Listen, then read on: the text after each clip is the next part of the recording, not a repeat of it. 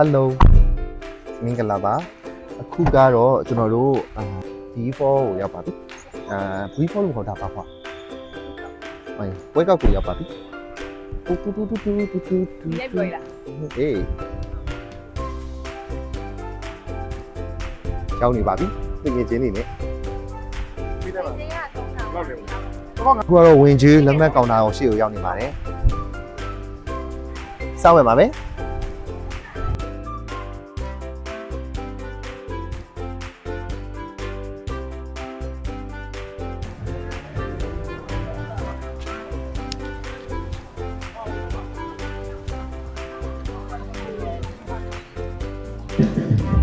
ဒီနေ့ကတနင်္ဂနွေနေ့ဆိုတော့လူအများများပါတယ်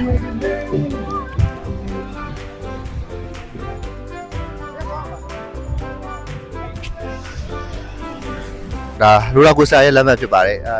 express ဆိုရင်လူများတဲ့ခါတန်းစီစရာမလိုဘူးတန်းသွားရုံပဲကဲအခုလက်မှတ်ဝယ်ပြပါပြီစပြီးတော့စီးပါမယ်